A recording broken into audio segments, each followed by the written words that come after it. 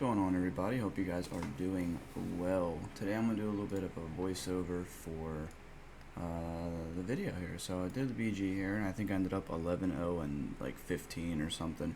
But I just wanted to show off my Magic Warden a little bit more. It's the build that I just posted recently that I told you was really good. It's a Rallying Cry, 4 pieces of Hrothgar, 1 Sea Serpent, and then a Master Staff with Balorg. So it's a very, very good build. It does a lot of damage. As you can see, I just walked in and nuked a guy, because when you use your Northern Storm, it is absolutely going to obliterate pretty much anybody, and if it doesn't kill them, they're going to be running away from you. So there are ways to use it defensively as well. Alright, so I kind of just poke here. Now, I'm not the fastest build. I'm kind of like I'm like a unit, okay? Like, if I'm holding my ground, there's not really many people that can kill me. And if there is, they're probably not as tanky as me. And they're just going to be annoyed with trying to kill me. I mean, I just hit an 8k deep fissure right there. And all this is done with 30k armor and, like, a bunch of team utility, too. Like, my back bar is completely full of team utility skills, so there's a lot that this build has to offer.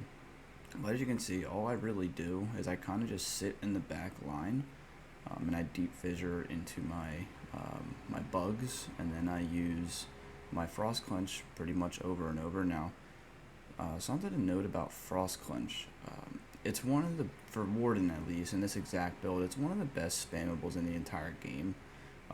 That's because most spammables are a direct damage skill and there's not really anything else to them. You do damage, period. But this one does a dot, so if you're in an extended fight, being able to have that extra dot on people is just absolutely enormous. And then on top of it, so here I try to jump in a pile and hit everyone, but I unfortunately got stunned, so I couldn't finish off the kill, which is okay. But I did a lot of damage there. And always try to destroy Engine Guardians when you can, because they're really a pain in the butt. If you don't get rid of them, just bash it, it'll go away. But yeah, the Frost Clench with this build is insane, just because you're not only doing big direct damage, but you're also doing chilled every single time you use it, which chilled on Warden does double damage. So you're doing like extra, that's just extra, like I think it's like 1700 damage for free every single time you use your spammable. So let me see when I hit somebody. So there it was like 777. Alright, so every time you use that Frost Clench, you're getting free damage, which is big in a big team fight, in a big, enormous, extended fight. So as you can see here, I got pretty low. Now, the thing with this build is really nice is I'm using one hand and shield. So we have access to 2 different blocking sources. So we use a Frost Staff, which is perfect because you can block with your front bar, with magic. And then on the back bar, you can block with a one-handed shield. Now we have 15,000 magic, which really is, or not magic, I'm sorry, stamina, which is plenty to really get those blocks in. This sorcerer here was a really tanky boy. His shields were very, very strong. His Engine Guardian kept absorbing my Frost Clench. But yeah, having 2 sources of blocks, as you can see, the goal of the build is to try to sprinkle in a little bit of heavy attacks with your shield, just because you want to get your stamina up as much as possible, just because if you get bursted by a Nightblade or get jumped on by a Sork, you want to be able to absorb that damage and heal out of it with the block. So there are times in this clip when I do survive with like 1000 HP because I just sit there blocking it, but that's kind of what you want to do. Now on the front bar, you're just all in and you're heavy attacking a lot. There's a couple of reasons for that. Number one is it helps with sustain a ton, but you're not just heavy attacking for no reason. Okay, you're heavy attacking because you also get a big shield. We have a lot of health, so if you don't know, Ice Staff gives a shield every time you heavy attack. So in a fight, in a long fight, you're getting a lot of value out of heavy attacking because it's going to be absorbing a ton of the damage that you're actually taking. So heavy attacking is really, really good.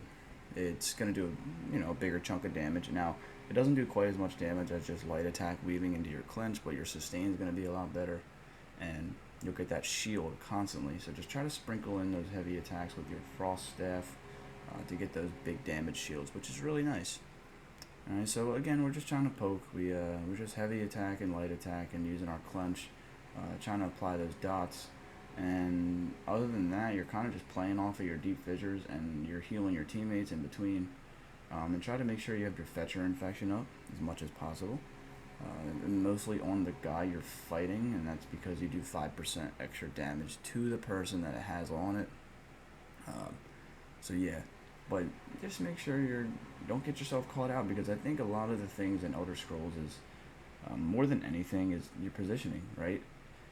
There's a lot of builds out there, and to be honest with you, a lot of the builds are played very similar. There's a lot of, like, most people use the same builds. That kill was absolutely crazy. I just completely bursted him from 100 to 0. But anyways, what I'm saying is a big thing in this game is not really what you're running as much as it is your positioning. Because I think anyone can do a combo, right? Anyone can run the same gear, which is why I don't really duel. I think dueling is like so stupid. I mean, I win a lot of duels, but it's pretty. The dueling community in this game is pretty toxic, to be honest. So I don't really do that. But the thing about PvP, and especially in battlegrounds and stuff, or small scale, is your positioning, right? So I know a lot of people probably run a similar build. Probably 70% of the player base, like right here, I block and survive, right? But yeah, probably 70% of the player base is using Rallying Cry. I mean, it's just a really good set. So I know how to play around that. Is you just have good positioning, right? You don't get yourself caught out, because there's a lot of people that use my builds and are like, this didn't work for me. I didn't really like it. Like, I don't know. Like, is it me? It's not. Well, it is, but it isn't. Like, you learn how to have better positioning by just playing. And I think if you have the mindset of I will not die no matter what, so even if you give up some damage to not die, that will make you a lot better. So like your positioning, like if you're in a fight in BGs and you're fighting red under purple's base, well, what's going to happen, right? Purple's going to jump down and jump on top of you. There's going to be 8 people hitting you. You're probably not going to live anyways. So a lot of it has to do with where you're at on the map. But now you can tank a lot of damage anyways, but you know, like right there, I was like, okay, there's people sniping me. Let me back up and just be safe and not take a fight that I don't need to take. And then I go find my teammate and fight a nice even 2v2. And then we're able to just kind of kite them out a little bit and they back up. But yeah, this build hits really hard, as you can see. My light attack weaves are just, and that itself is great. And something also great about the build is I have Balord on, so even when I use my Enchanted Forest, I'm still getting the Balord bonus, so you're getting a little bit of damage and healing, no matter which ultimate you use, which is just, that's awesome.